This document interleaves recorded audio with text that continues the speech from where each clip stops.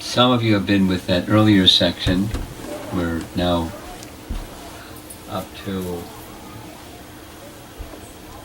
verse 13. So we'll go back. Everybody knows there's a slight negative. Is there anybody that needs an introduction to who is Prahlad Maharaj? Our young devotees here in the front row. You all know who is Prahlad Maharaj, right? Yes? No, behind you, the Prahlad Maharaj. Tell me something you know about Prahlad Maharaj. One something. Prahlad Maharaj. You forgot. Let me remind you. Who was Prahlad Maharaj the son of? Starts with an H. Hiranyakashipu. You've heard his name? No. Who was Prahlad Maharaj the devotee of? Lord Nrsingadev, that's right. So Prahlad was a pure devotee, according to what he says. Well, let's say two things. According to what he says in chapter 10, he's a Vaikunthavasi, and he was sent from Vaikuntha by Lord Vishnu because Lord Vishnu was compassionate upon people in this world who were entangled in the modes of ignorance and passion. So he instructed him, he sent him to come to this world to teach the way of devotion that's unmixed with passion and ignorance. And a little sharing, there's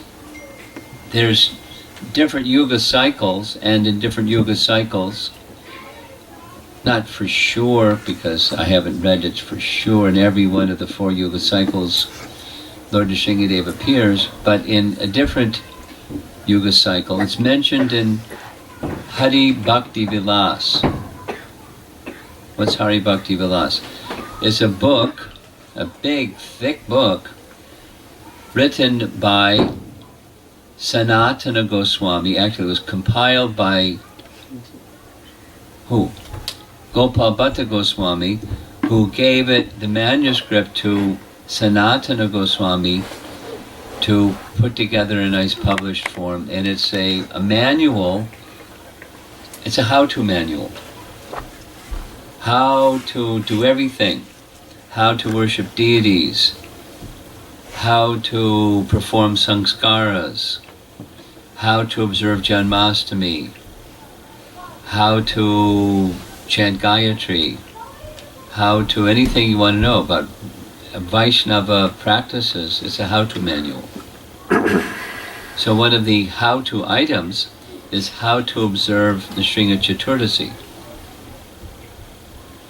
The Shringa Chaturdasi is the name for the day when Lord Nrsingadev appeared to protect Prahlad. So in that section of Hari Bhakti Vilas, mention is made of Prahlad asking Lord Nrsingadev, how did I become your devotee? How did that, can you tell me the history? How did that good fortune come to me?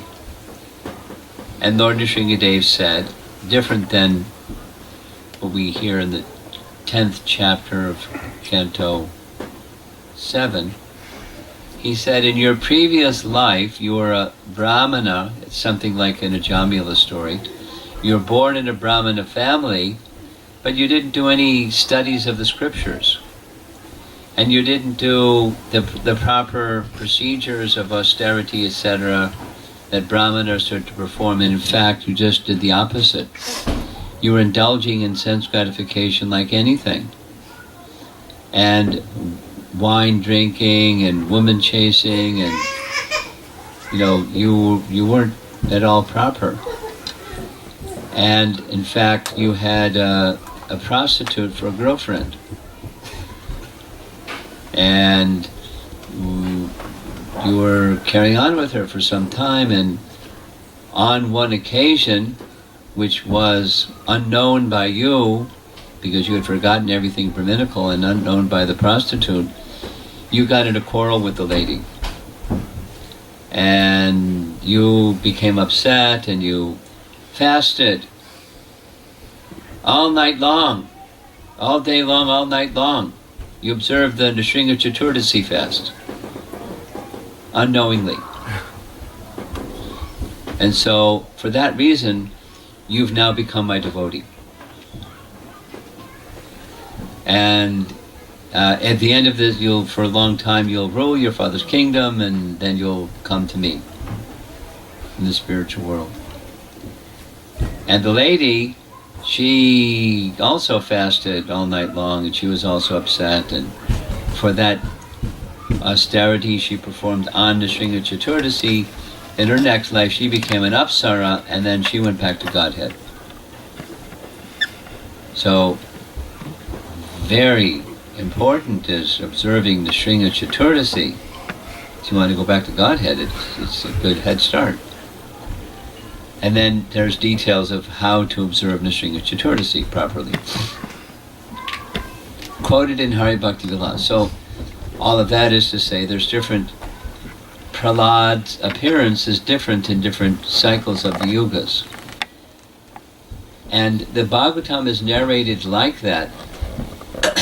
Shukadeva Goswami, in this case the person that's narrating is Narada Muni, is speaking to Yudhisthira. The whole 7th canto is like that. And that narration is being told by Shukadeva Goswami to Maharaj Parikshit with reference to this exchange between the two. It's not uncommon, our acharyas explain, it's not uncommon for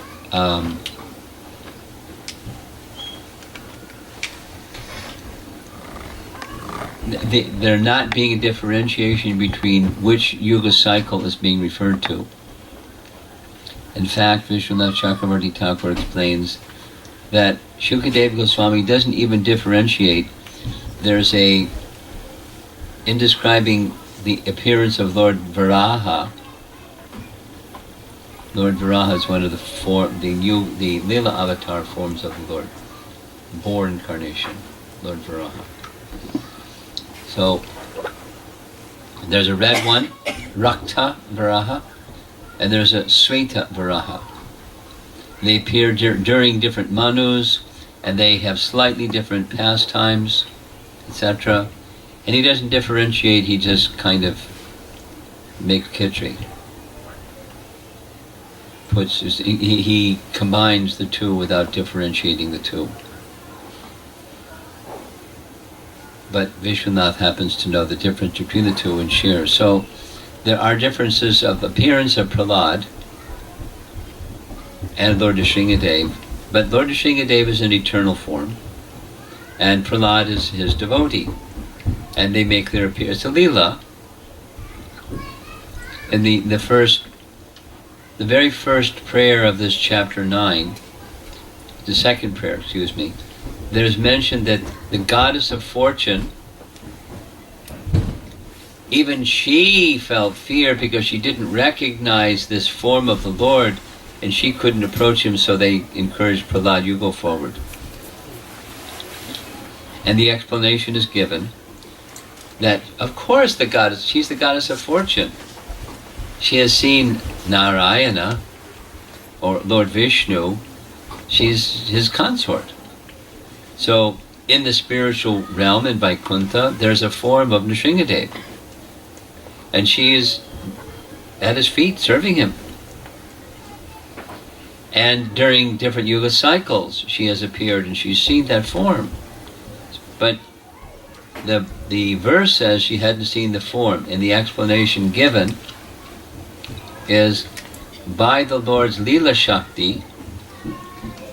We use that word lots in Hare Krishna movement. The Lord performs a Leela, but the technical term is It's one of his internal potencies called Leela Shakti. By the influence of Leela Shakti, she had amnesia. She couldn't remember. It's like Arjuna forgetting his position in relation to Krishna so that Krishna could speak Bhagavad Gita.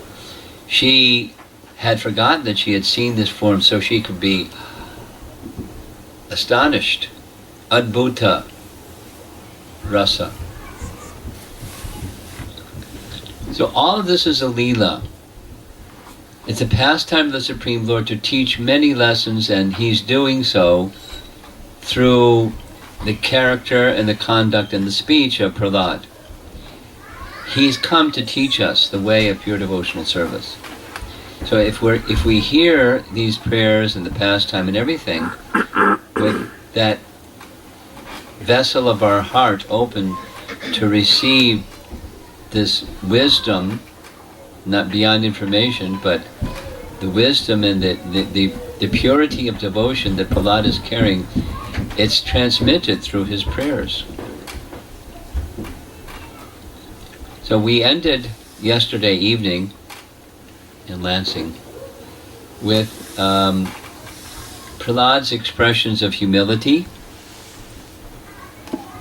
because that's where it begins. He is saying, we heard this yesterday, so a little review. I have no qualification to offer prayers to this. You're the Supreme Personality of Godhead. And I'm born in a demoniac family, and the demigods, they're in the mode of goodness, and they're highly learned, and they spoke eloquent words, and that didn't pacify you. So what about me? I'm this most unqualified personality. So why is it that you stopped roaring and you placed your hand upon my head and you seem to be calmed down? Why? What is it? It must be there's a little bhakti that I received from my association with Narada Muni. That's pleasing you. And so, here I go, I'm unqualified, but my superiors, the demigods, they've given me the service. I can't deny the service given to me by my superiors. So, knowing that you're very merciful,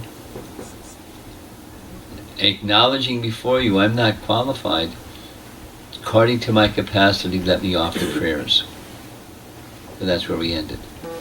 I'm paraphrasing things somewhat, but this is the spirit that he's offered his prayers. So now, one of the themes in all of Prahlad's prayers, Prabhupada says, is that there's no prior material qualification needed to engage in devotional service, and it's only one who's engaged in devotional service that one can understand Krishna. And when you do understand Krishna, you can go back to Godhead. Purnar Janma Na. No more birth, no more death in this material world. In the small things, just understand Krishna. So it's not so easy to understand Krishna, but one can understand him through devotional service, and eligibility is receiving bhakti from those who have bhakti. So here's where we're beginning. In big letters, Shemaya Bhutaya Uttamashlokaya Chasya. Oh my Lord, all the demigods, headed by Lord Brahma, are sincere servants of your Lordship, who are situated in a transcendental position. Therefore they are not like us, Prahlad and his father. Your appearance in this fearsome form is your pastime for your own pleasure. Such an incarnation is always meant for the protection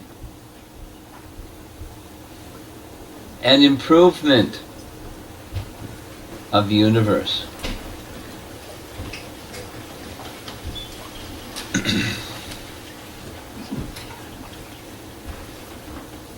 pastime for his pleasure. So it was stated in the commentary, now it's being stated directly by Prahlad. Lord Nrsingadev is one of the Das avatars. We sing one of the Das avatar stotras every time we have arti. And often when we have kirtan, after kirtan and arti, we sing. Jayadev Goswami, in his Gita Govinda, he compiled one portion, is this Das Avatar Stotra, and he glorifies Lord Nrsingadev. He's one of the primary Leela avatars of the Lord. So there it is. It says, pleasure pastime, Ruchira Avatara.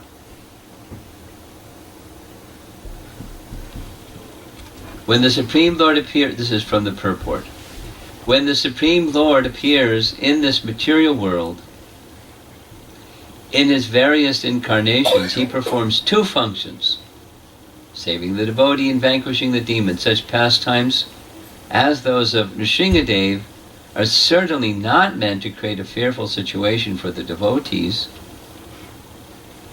but nonetheless, the devotees, being very simple and faithful, were afraid of the fierce incarnation of the Lord. Looks pretty fierce. Garland of intestines.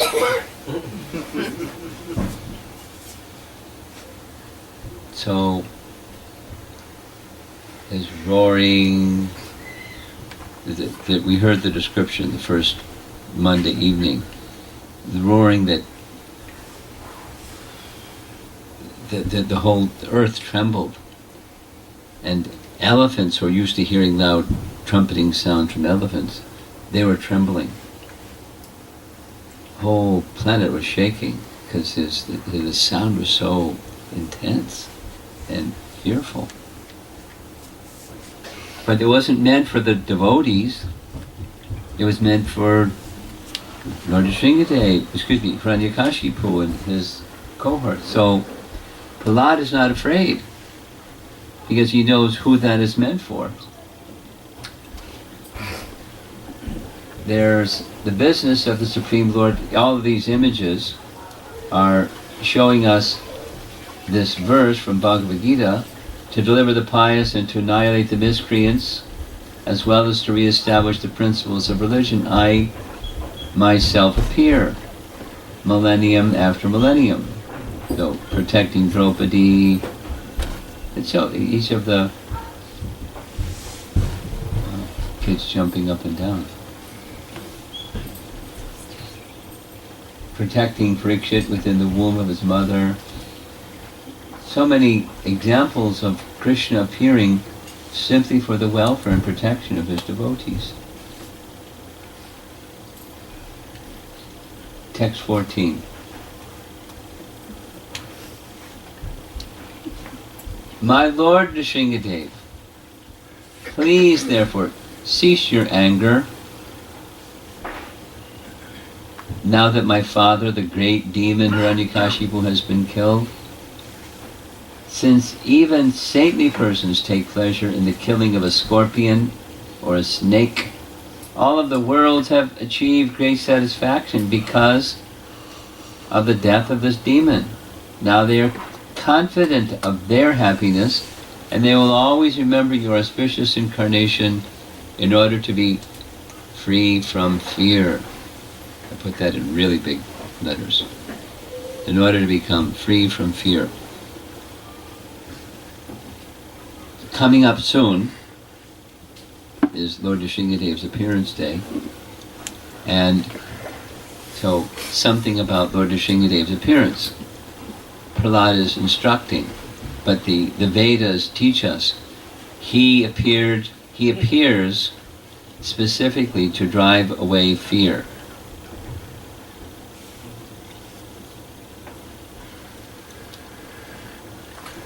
I'll tell two little stories. New York City, coming home from a concert with a group of us, had been to Central Park, Kirtan, book distribution, because there was a massive concert in Central Park. And what we used to do, I don't know what they do these days, we had kind of like a second bead bag around her neck. It wasn't for beads, it was for whatever Lakshmi was collecting. We put it in this little pouch with an elastic thing across the top and put it in. So we were on our way back, and each of us had our, some magazines left and our bead bag and Mridanga cartels, and going back to the temple. One devotee, kind of an eccentric brahmachari, got on the uptown side of the train instead of the downtown side of the train, and so he was on the wrong side of the track, and in came a train. And, we were motioning to him, come on over, but so we waited for him. So what happened was, while he was over there, somebody saw him separate from us, saw this little pouch hanging around his neck. They, I don't know exactly what they did, but in his words, they were trying to mug him, like, take the money from him and harm him if he didn't give them the money. But he was this simple, eccentric brahmachari, so he just started screaming Nrsingadev's name. And the man thought he was nuts and he ran away.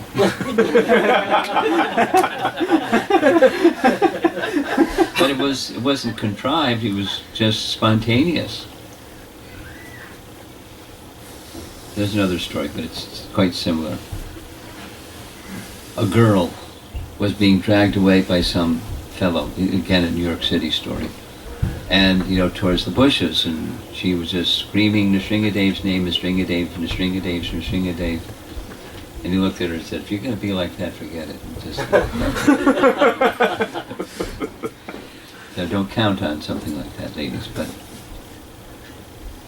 Nrsingadev's protection, he comes to keep us free from fear. So there's some highlighted words. Anger, it's mentioned again, because it was mentioned previously in the earlier verses of this chapter. The Lord was very angry. And he was angry because Prahlad was put at risk again and again and again by his father. He was very angry. But it was not a material kind, it was a transcendental kind of anger. So we discussed that. So here it is again. And Prahlad, little simple boy, is, please remove the anger because Hiranyakashipu's dead. And I'm safe. Everything's nice now. So the demigods, they're afraid, please remove your anger. Then there's this mention of killing a scorpion or a snake. There's a scorpion. Prabhupada told this story about himself and Bhaktisiddhanta, so I'll share the story. Some of you have been to Mayapur, and the headquarters of Bhaktisiddhanta when he was present in Mayapur was the Chaitanya Mat. It's down the road, Bhaktisiddhanta Road, from our ISKCON Mayapur center.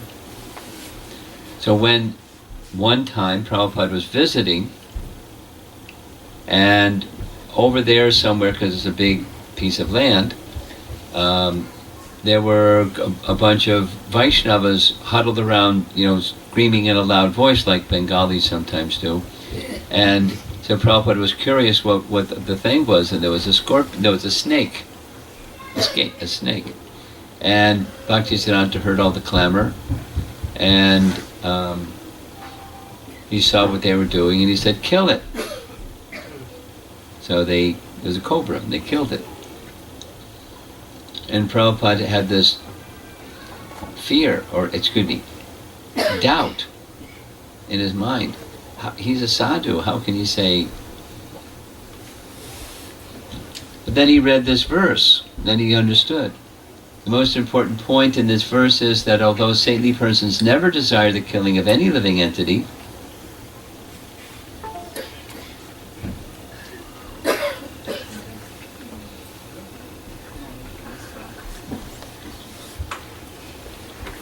although they never desire the killing of any living entity, they take pleasure in the killing of envious living entities like snakes and scorpions.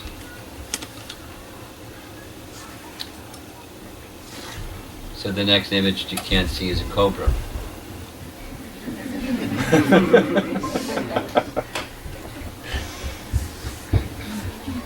It's coming back on. The lights. I see the light. Hiranyakashipu was killed because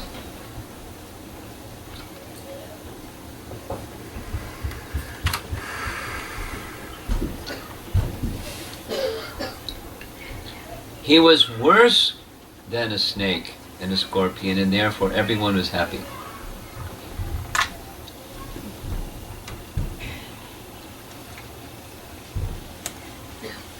HDMI, no signal. What's the deal here? Technology is fantastic when it works, and when it doesn't, it's not fantastic at all.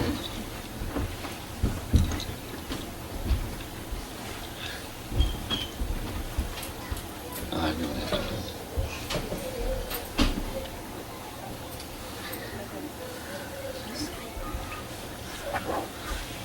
do. There's the scorpion. There's the text, there's the cobra, here's the text I was just reading. Because worse than a snake and a scorpion, snakes and scorpions attack without provocation. That's why they're very dangerous. You don't have to just be near a snake or a scorpion. Anybody ever had a run-in with a scorpion? I have. Can I tell you a scorpion story? Yeah. Some time ago, during the summer, there was those of you from the corporate world, you probably know this terminology. I just learned it. Organization Development Committee, part of our strategic planning effort. So, it's a corporate term. So a group of devotees from around the world gather together quarterly and have discussions on what we need to do today to make ISKCON ready for tomorrow. Because the number of devotees is going to expand, and what's the structures and systems that we're going to have to properly look after the deity worship standards and everything standards, and you'll accommodate the expansion. So we had this meeting in Italy, and they were doing some renovation. I was given some room upstairs, and it was a big space. It was like a kind of like an attic space, and I found out pretty quickly that I had a roommate, little black scorpion. And I could tell it was a scorpion because they had the tail that went like that, and the little pincher kind of things in the front. And I was there for several days, and every day he staked out his territory. He circumambulated his kingdom. And, he was aware that I was there. I was aware that he was there. And I got along just fine. Because he didn't attack me, because scorpions will attack without provocation. But he didn't. So, I told the temple president, there's a scorpion upstairs. He said, don't worry, he won't hurt you. I said, okay, why don't you stay there, and I'll stay where you're staying anyway.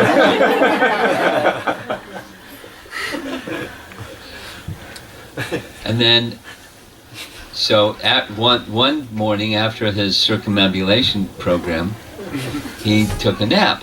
I guess he was tuckered out or something. And so he kind of like curled up in a ball.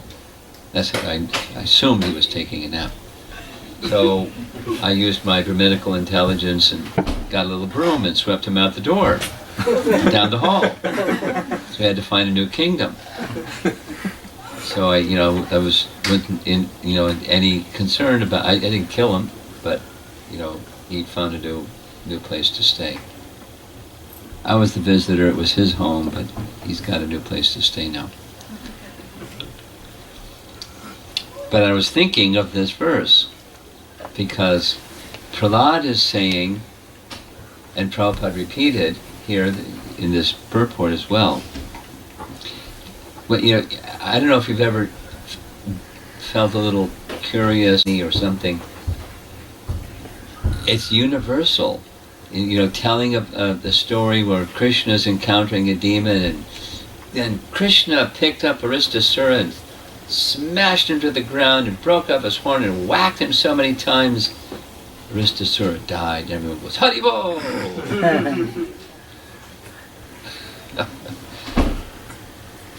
And that's our religion. But it's when there's something like this, entities that are like snakes and scorpions, it's a relief. And Krishna comes for such a purpose. He killed Hiranyakashipu. And there's Prahlad offering a garland. Because he knows that anger roar of Lord Nrsimhadev is for Hiranyakashipu, not for the devotees. This is the picture of Bhaktisiddhanta telling that story. Now, the last section is he appears to free people from fear. And fear is one of the symptoms of material existence, because we're attached to the temporary and anything could happen to the temporary at any moment, and so it's a fearful condition. Now, the cleansing of ignorance, how to overcome fear. It's expressed directly in Lord Chaitanya's teaching, Shikshastaka. Everybody knows this one. Let's say it together. Cheto Darpanam Arjanam. That's the first one. That's the cleansing. And what's being cleansed? The covering of the soul. Ignorance is what covers the soul, and when ignorance is removed, Bhavamahadavagni Nirvapanam, the blazing fire of material existence is extinguished. In Prabhupada's teachings, it means nirvana. Nirvana is achieved just by chanting. One whose intelligence is constantly disturbed by his falsely identifying himself with the temporary material world can achieve real freedom from fear only by worshipping the lotus feet of the infallible Supreme Lord. In such devotional service, all fear ceases entirely. It's a nice verse. Bhayam dutiyam biniveshitak syat. Nice verse. Fear is not unknown in this world. Bhayam dutiyam abhiniveshitak syat. The syat means arises. Bhayam is fear. Fear arises when there's abhinivesh. There's absorption in dvitiya, duality. There's the whole verse. Ishada petasya viparya yo smritihi. Viparya yo smritihi. We forget who we are. And there's neglect of Isha. And then, that's fear. Fear arises from that condition, absorption in duality. What's the solution? Tanmaya yato Buddha abhajetam. Fear arises when a living entity misidentifies himself as the material body because of absorption in the external illusory energy of the Lord. When the living entity thus turns away from the Supreme Lord, he also forgets his own constitutional position as a servant of the Lord. This bewildering, fearful condition is effected by the potency for illusion, called Maya. Therefore, an intelligent person, like Prahlad, should engage unflinchingly in the unalloyed devotional service of the Lord under the guidance of a bona fide spiritual master, whom he should accept as his worshipable deity and his very life and soul. This is Prabhupada's translation. Although it's 11th canto, this is an important verse, and Prabhupada liked to quote it, and so he gave this specific translation of this verse. This is an expanded version of what Prahlad is saying, that the Lord appears to free people from fear. Because when that place of shelter is there, fear is dispelled. When the light is on, darkness is gone. When protection is there, but from the Supreme Lord, fear is dispelled. I was looking, there's this prayer in Kunti's prayers. She's bewildered by the fact that Krishna is crying, seeing a stick in Mother Jasoda's hands. His whole body is trembling. But he, who is feared by fear personified, is afraid of a little stick in Mother Jasoda's hands. And it's not just play acting. Oh, she wants me to be afraid, so I'll cry. He was actually afraid. He was feared by fear personified. So I was looking on the internet, what's a good image for fear personified? That's what I came up with.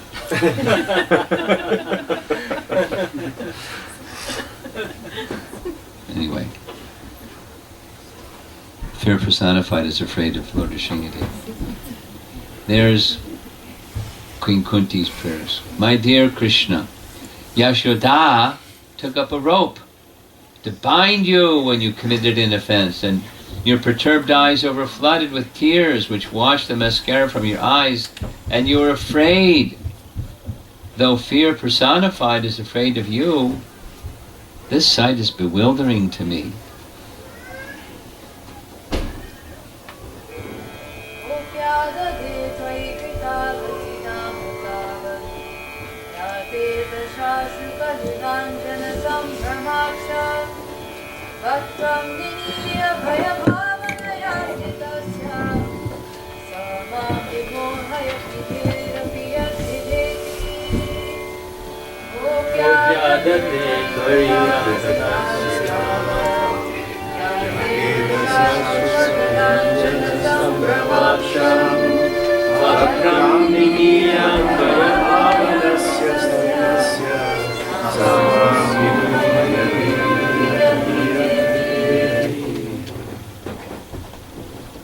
So Prahlad this is Prabhupada saying that there's no need for the Lord to be angry anymore because Hiranyakashipu is gone, and after all, the demigods, they're your devotees, and they're in anxiety. So there's no need to be angry anymore. The devotees can always remember the form of Lord Nrsimhadev when they are in danger, and therefore the appearance of Lord Nrsimhadev was not at all inauspicious.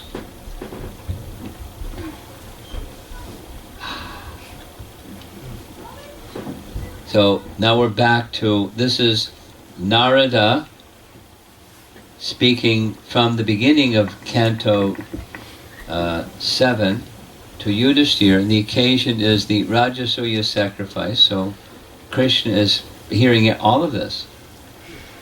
And rather than detail. Well, here's a little detail. The chapter begins. Something happened. Yeah, you need a screwdriver. You need a screwdriver. You need a screwdriver.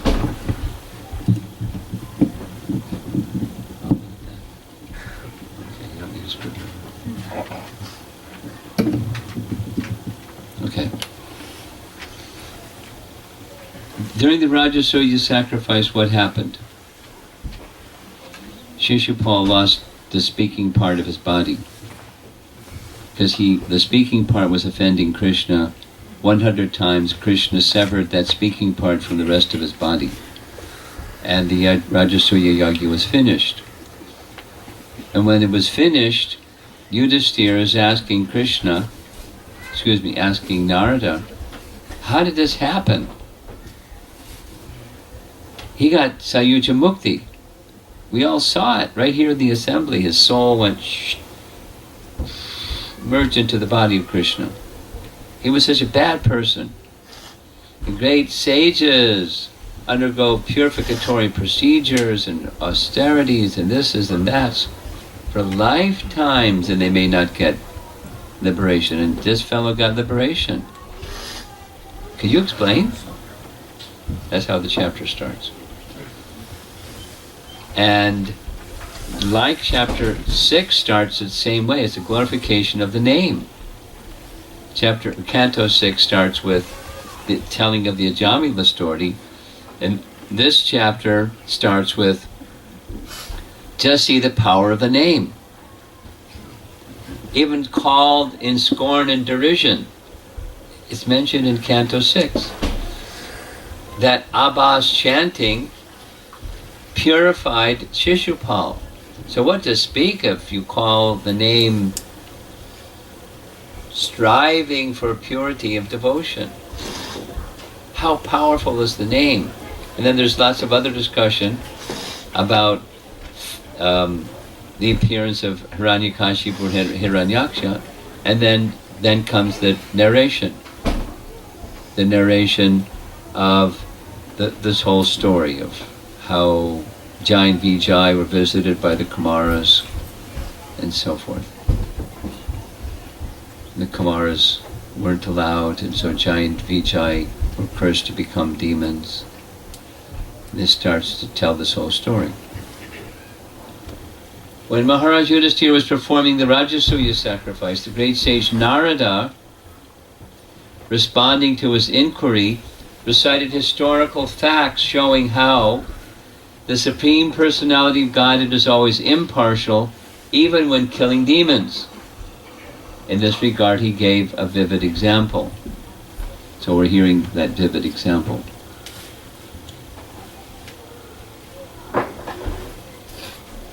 There's text 15. My Lord, who are never conquered by anyone, I am certainly not afraid of your ferocious mouth and tongue, your eyes bright like the sun, or your frowning eyebrows.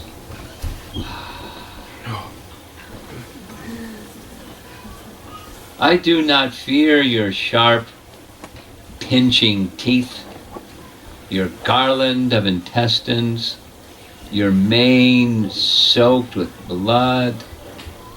Look at that, he's offering a garland in the middle of all that. Or your high, wedge-like ears. You've seen a cat that's getting ready to pounce on a mouse. Their ears are up. They're ready to go. I'm not afraid, because all that's meant for Hiranyakashipu. Nor do I fear your tumultuous roaring, which makes elephants flee to distant places. Your nails, which are meant to kill your enemies.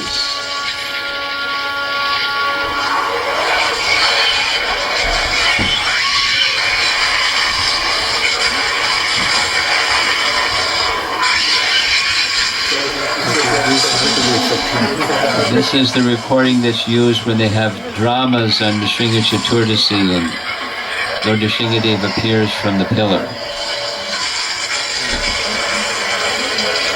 Hare Krishna. Prabhupada writes, the lion is very fearsome for other animals, but its cubs are not at all afraid of the lion. The water of the sea is certainly dreadful for all living entities on the land, but within the sea even the small fish is unafraid. Why?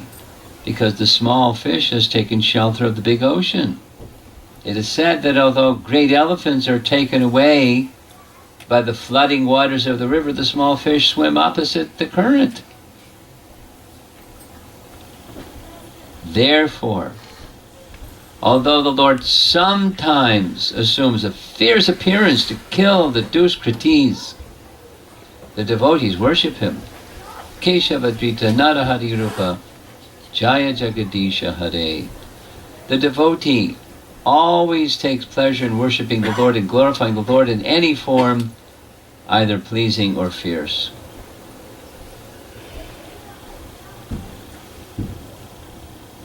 We'll cover 2 more prayers and we'll conclude.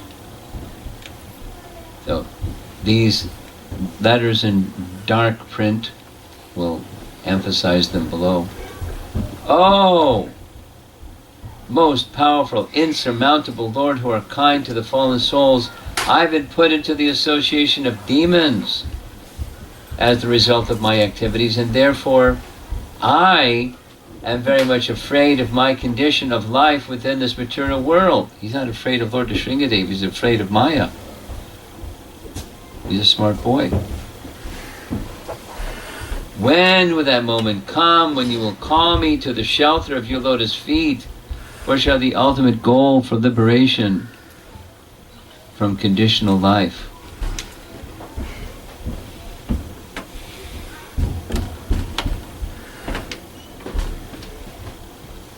I'm afraid of the bad association which produces aversion to you.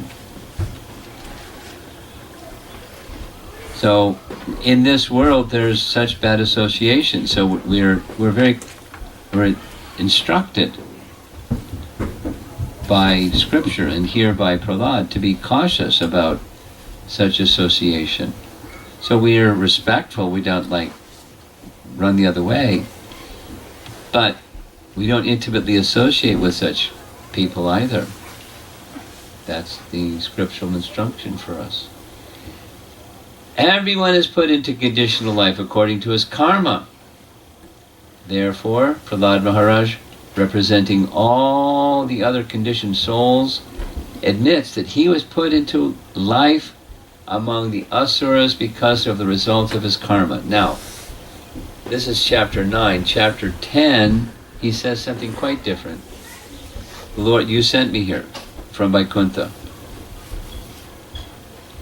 So he's speaking here as if he's one of us, something like Arjuna conducting himself as if he's one of us, but he's not one of us. Or it's so many other nice examples. A nice example, we touched on one yesterday.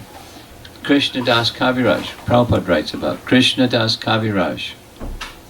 Who's he? He's the author of Chaitanya Bhagavat. He is a perfectly realized soul, but he's speaking of himself the opposite. I'm lower than a worm in stool. He writes specifically in Chaitanya Charitamrita. Or Sanatana Goswami, very learned person, Saraswat Brahmin, very studied, learned personality, saying I'm a fool. People call me a pundit. I'm such a fool, I say, yeah, I'm a pundit. But you know, the truth, I don't even know who I am. Can you please instruct me who I am? What is my real identity? I'm so learned, I have to ask that question. So, humility is a natural hallmark of an elevated person, so he's speaking this way about himself as if he's one of us, although he's not. That's how we should understand his words. The Lord is known as Kripana Vatsala because he's extremely kind to the conditioned souls. The Lord is extremely anxious to deliver the conditioned souls. nice image. This is the Vedas, and the purpose of the Vedas is to know Krishna. And people that are averse to Krishna and averse to the Vedas, they're not brahmanas, they're kripanas. But Krishna's kind anyways. Kripana Vatsala. Just as he was kind to Ajamila. While the Yamadutas were trying to take him away, he stopped them. Simply because he called the name of Narayana at the time of death. Last. Oh, Great One, oh, Supreme Lord, because of combination with pleasing and displeasing circumstances, and because of separation from them, one is placed in a most regrettable position within heavenly or hellish planets, as if burning in a fire of lamentation. Although there are many remedies by which to get out of miserable life, any such remedies in the material world are more miserable than the miseries themselves. Therefore, I think that the only remedy is to engage in your service. Vadame tava dasyam yogam. Kindly instruct me in such service.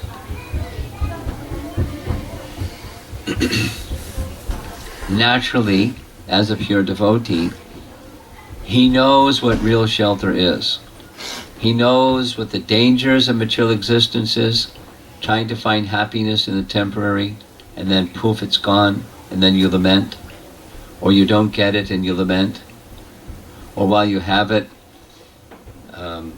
it didn't satisfy and so you lament.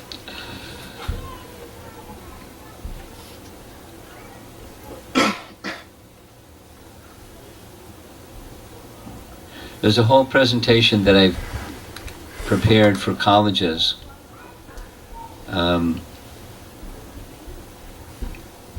called Spiritual Economics. You know, it's an intriguing topic. But part of the presentation is there's scads of studies primarily starting from World War II, when the economy of the country was ramped up like anything. And they studied, because they're economists, they've got to earn a living, they study how people spend their money and what makes them spend their money. So there's this professor from University of Pennsylvania named Professor Enderlein, and he did a 15-year study and named the Enderlein principle after himself. He was a very modest man. And he showed, and then others have done similar things. Economy goes up, happiness doesn't go up. Because the notion is you have more money, then you have more options to purchase things and nicer things, and then so for happiness should increase. That's the carrot everyone's chasing, to get money, because then you can get happiness. You can buy happiness. But it's not so. Not that happiness increases. In fact, depression rate is increasing, and the suicide rate is the greatest amongst those who are most wealthy, because they got to the top of the mountain and it's not what it was built to be. So they jump from the top of the mountain, commit suicide.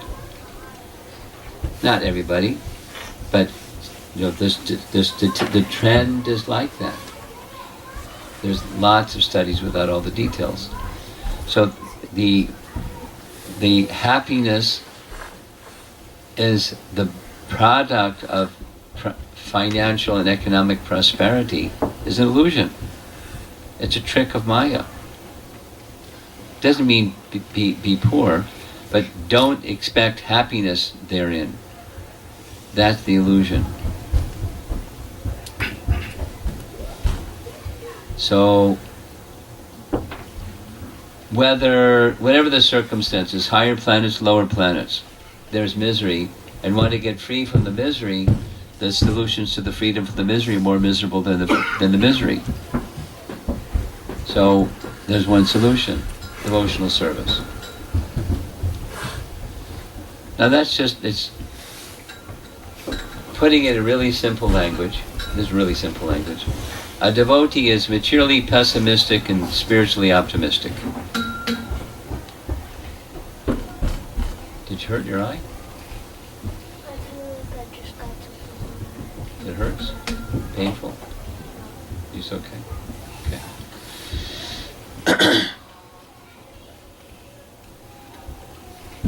we're the Asat Trishna. This is Bhaktivinoda Thakur's words.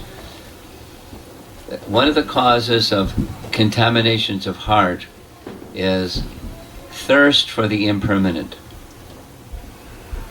Asat Trishna. Thirst for the impermanent. And as long as that thirst for the impermanent is in the heart, it blocks you from taking shelter of what's beyond the impermanent. It's like the sun is shining and big clouds in the sky. The sun doesn't become dark, but your ability to access the illumination and the heat of the sun is blocked by the clouds in the sky.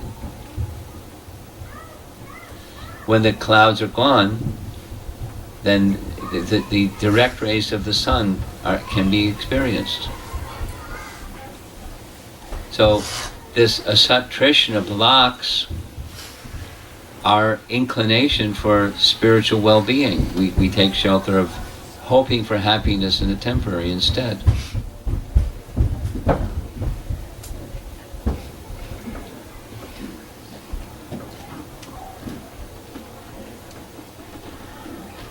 Therefore, devotees want to live their lives accepting necessities and being very cautious about accepting more than necessity.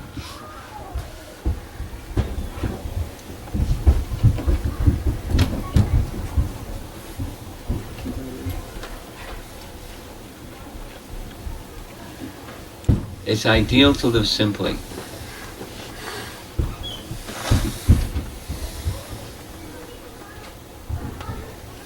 And if there's something that you can do without, you do without.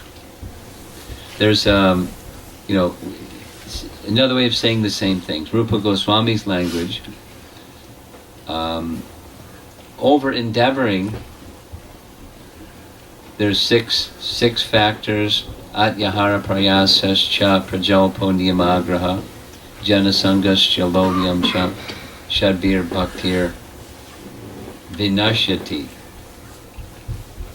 These 6 things destroy bhakti, vinashyati. And the first in the list is atyahara. So over-collecting. There's a devotee I know. He knows he has a tendency to over-collect.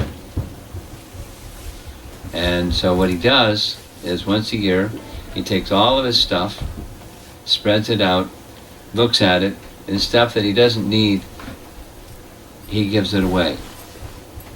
And then he puts all the stuff back. And then in the course of the next year, he gathers some more stuff that he doesn't need. But it's good as devotees. If you need something, go ahead and secure that something that you need. But make sure it's something that you need.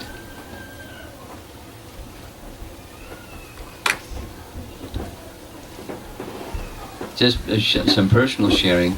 Some time ago, many years ago, I was determined I'm not going to get a computer. Because I see people, their lives get gobbled up by the computer. They lose themselves in just interacting with the computer. So I'm not going to do it. But I had correspondence, so I had some system that Prabhupada used. I had a little dictaphone and little microcassettes, and I made recordings, and a secretary transcribed them, and then I edited, and then the letters went out. But I didn't have to have a computer. It was liberated soul. But then I realized like this, specifically for PowerPoint presentations, it was very useful. I was reluctant, but I got a computer because it was for Krishna's service.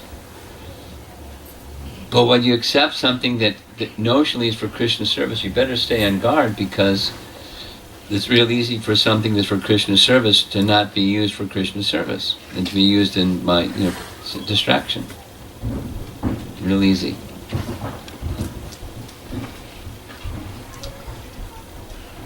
Without too many examples, it's good. It's a principle of spiritual life.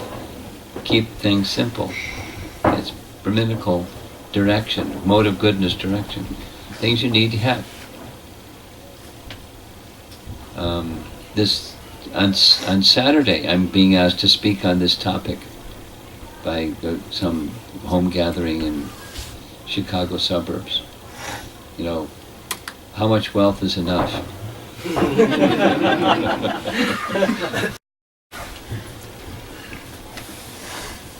And then what do you do with it? That's what they want me to talk about. I mean, that's not quote unquote the topic. That's what they want me to talk about. Because people struggle with it.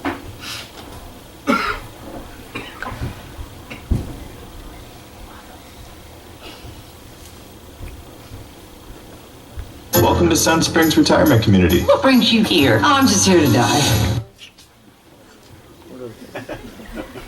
Very interesting. Okay. So with that, any comments or questions? Let's just go finish this. Material opulence may be somewhat pleasing for the time being, but to come to that position, he has to accept so many miseries, which is true. The fact is that in material life, whether one is miserable or happy, both conditions are miserable. If one actually wants happy, blissful life, one must become Krishna conscious and constantly engaged in the transcendental loving service of the Lord. That is the real remedy. So now, this is our last slide. Vishwanath Chakravarti Thakur comments on this verse. Lord Nrsingadev to Prahlad, what will you do by serving my feet? Please, enjoy the happiness from the wealth of the three worlds. Prahlad, I experienced the fire of lamentation through birth, with separation and attainment of wanted and unwanted objects in all wombs. Even in the body of a king, this lamentation is present. Well, there are many remedies for the fire of lamentation. The remedy for suffering only produces more suffering. By thinking that still I'm happy, even in the body of a pig, I wander about. Please tell me the method of being your servant. By which method should I attain your service? Please tell the truth. If I have service to you, I will have no suffering at all in any womb.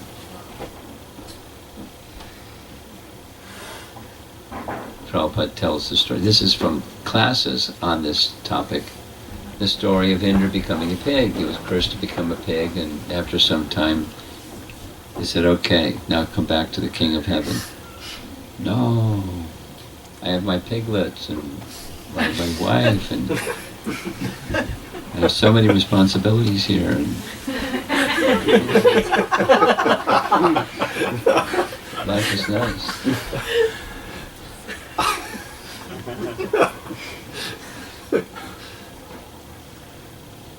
Okay, that's good. Lights before the next technology thing.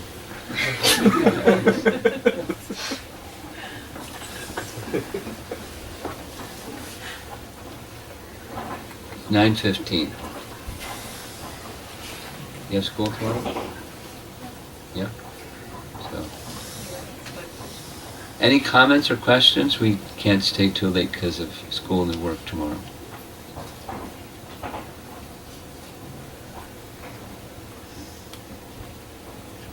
Yes. Thank you, Maharaj, for the wonderful class. I think in Farmington, I had a question, but unfortunately we ran out of time. So you mentioned about the six anardas, and in that context, I mentioned about the which? six anardas and Kam, Krodh, Lobh, that? yes. Yeah. And in that context, you said passion and ignorance are not basically like it's not the source. Like everything, all those things, we have a spiritual source, that is everything is coming from Krishna, but except for passion and ignorance. So Did I say that? Everything, the modes of nature come from Krishna too. I don't know if I said there's something that exists that doesn't come from Krishna. Everything that exists comes from Krishna. I thought I misheard, but I I think you did. And then he said like, yeah, I've heard that, so this. Yeah, that everything that exists. Prabhupada says there's two things. There's Krishna, and there's Krishnas, and there's not a third thing. There's no void in the creation of God. That would be, something. There's something that exists that's separate from Krishna. That's illusion.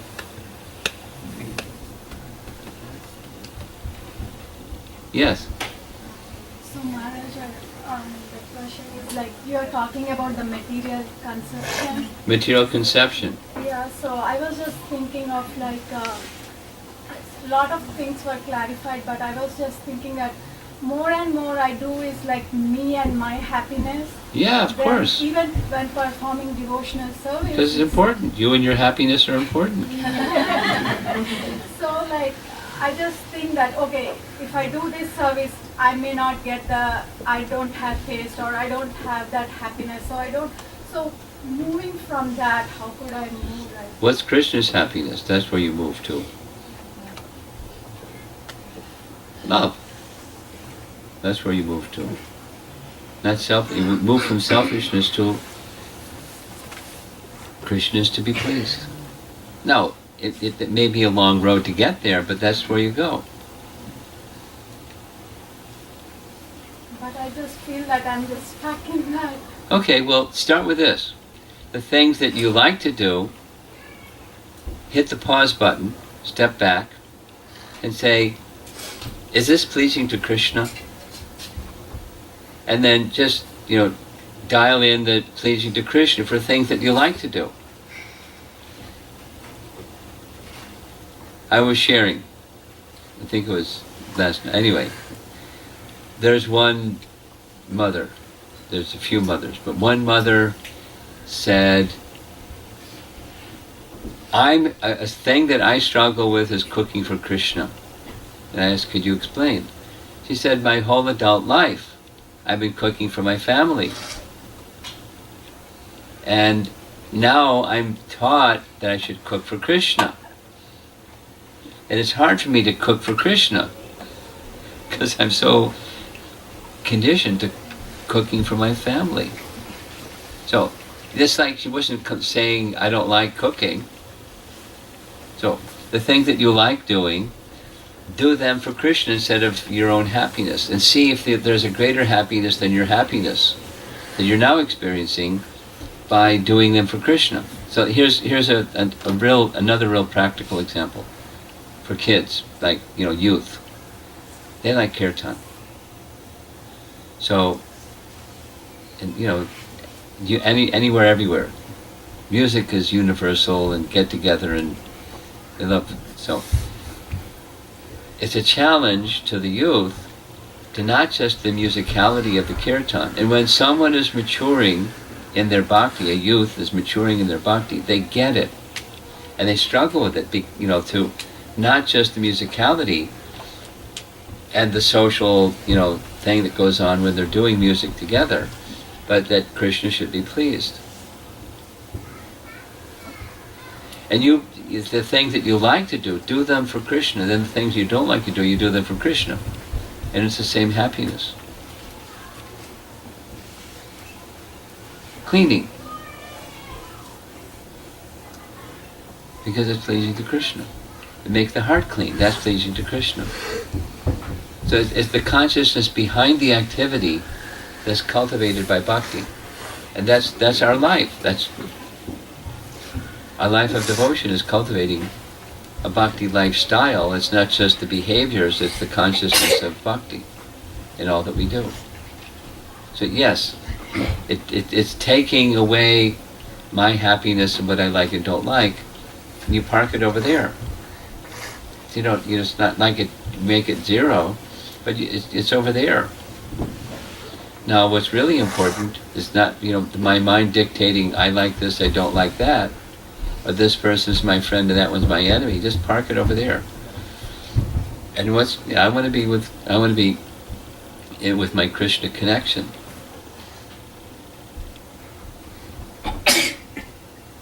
Yes. I have a question, but before I say it, forgive me for any pronunciation. No problem. Errors I make. No problem. So I remember in other discourses I've heard that when a demon is killed by an avatar of Lord Vishnu, such as Lord Narasimhadev, that the demon achieves enlightenment. Liberation. Yeah, liberation. Why is it that the avatars of Lord Vishnu give that blessing to the demons that they kill in their leelas and pastimes? Well, why not? because they don't deserve it. Well, he's supreme pure. Just like when something impure comes in contact with something that's pure, what happens? The thing that's impure becomes purified. Not the thing that's pure becomes contaminated. So, it's kindness. And the kindness goes here, and the kindness goes there, and the kindness goes there, because it's kindness. And it's pure kindness. It goes everywhere. So, that what's they're not only the reactions for their past wrongs, but the tendency to continue more of the wrongs. It's held in abeyance. It's made clean. So now there are these two ends of the spectrum. What about the middle? They also become purified. Because that's what happens. You come in contact with Supreme Pure, you become purified.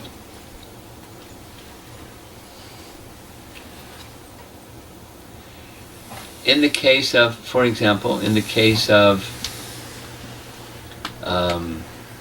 these demons, their mind, in a negative way, their mind is absorbed in Lord Vishnu. That was the statement about Shishupal. Shishupal, this is for the beginning chapter, he was a cousin. He despised Krishna, like livid. There's this long explanation. When he was born shortly after Krishna was born, so people came to see him, little baby in the crib, goo goo gaga, that thing. So, as they were seeing Shishupal in the crib, they mentioned, Jasoda and Nanda, they also had a small child, they named him Krishna. And just hearing the name Krishna, he screamed. Sometimes children cry, and sometimes they scream. He screamed. And the screaming is a long story. It went on for weeks, day and night. They got doctors. What happened? He hated Krishna. And his whole life was Krishna, Krishna, Krishna, Krishna, Krishna, Krishna. No, that was Yudhisthira's question. How did he get liberation? Because the power of Krishna's name.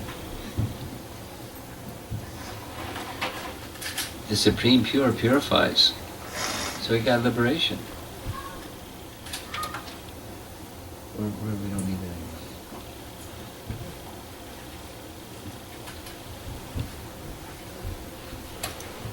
fire burns.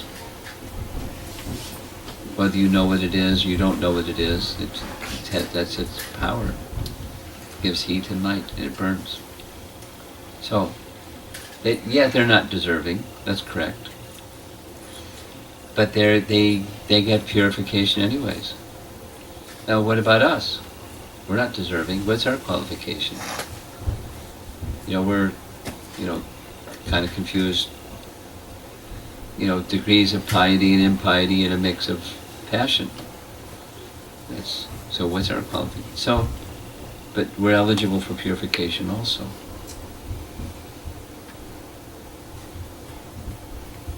Is that all right?